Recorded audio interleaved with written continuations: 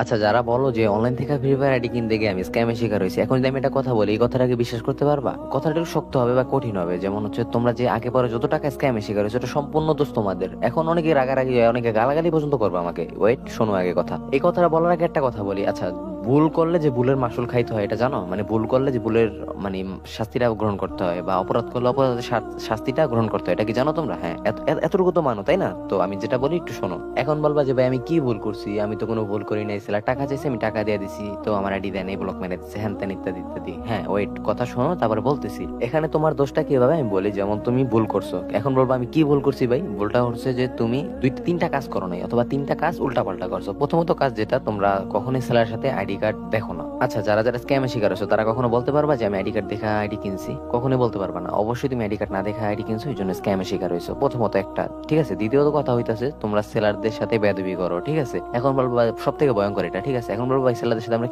কি ধরনের মানে বেয়াদবি করলাম আবার? তোমরা আইডি কিনবা পরে আইসে বলো আইডি কার্ড দেন, ট্রেড লাইসেন্স দেন, এটা ওইটা। এখন বলবা ট্রেড লাইসেন্সটা কি, একটু ওয়েট বলতেছি। সো নিবা পরে আইসা এখনই বলো যেটা দেন এটা দেন। ঠিক আছে, এইসব ভুলটা কখনোই করবে না। তুমি যখন নিবা তখন সেলার সাথে এরকম বলবা। ঠিক আছে, আবার অনেকে বলো যে ভাই এটা দেন ওইটা দেন, মানে অনেক টর্চার করো। আবার বলো যে একটু পরে নিবো, এই কথা বলে আবার ঘুরাও হ্যান ত্যান। এডি করবা না কখনো। ঠিক আছে, ধরো তুমি একজন সেলার, আমি একজন কাস্টমার। হ্যাঁ, এখন যদি তোমার কাছ থেকে আমি আইটি কিনতে গিয়ে তোমার সাথে বেদবি করি, তোমার ঘুরাই, তোমার কাছে কি খারাপ লাগবে না? অবশ্যই খারাপ লাগবে। তখন কি তুমি আমার ক্ষতি করতেও পারো। ঠিক আছে, স্বাভাবিক এটা। ঠিক আছে, যেহেতু মানুষের মন পৃথিবীতে সবচেয়ে ভয়ঙ্কর হচ্ছে মানুষ, মানুষের উপরে কোনো কিছু ভয়ঙ্কর নাই। মানুষ যেমন পৃথিবীতে সব থেকে ভয়ঙ্কর এবং সব থেকে ভালো কিন্তু মানুষ। ঠিক আছে, মানুষ সব থেকে খারাপ, আবার মানুষই সব থেকে ভালো। ঠিক আছে, সো সেলারদের সাথে অবশ্যই ভালো ব্যবহার করবা। সো যেহেতু ট্রেড লাইসেন্সের কথা বলছি, ট্রেড লাইসেন্সটা হচ্ছে যে একটা সেলার বা একজন ব্যবসায়ী, ট্রেড লাইসেন্স মূলত দেওয়া হয় যেমন যারা ব্যবসায়ী তাদেরকে। ঠিক আছে, ট্রেড লাইসেন্সের জন্য থানায় আবেদন করতে হয়।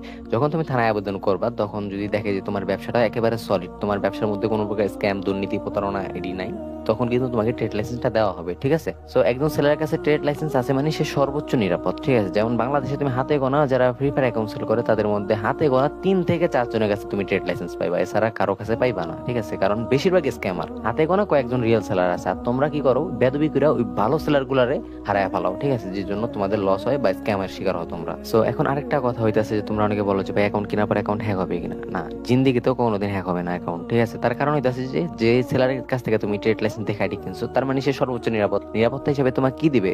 সে অবশ্যই তোমাকে ডিভাইস অ্যাক্সেস কার্টন অ্যাকাউন্ট দিবে। আর ডিভাইস অ্যাক্সেস কার্টন অ্যাকাউন্টের মধ্যে কখনো কোনো প্রকার ইমেল এড থাকে না, কোনো প্রকার টু ফ্যাক্টর এড থাকে না। সো বুঝতে পারছো এটা কতটা নিরাপদ। ঠিক আছে, সো আশা করি বুঝে দিতে পারছি।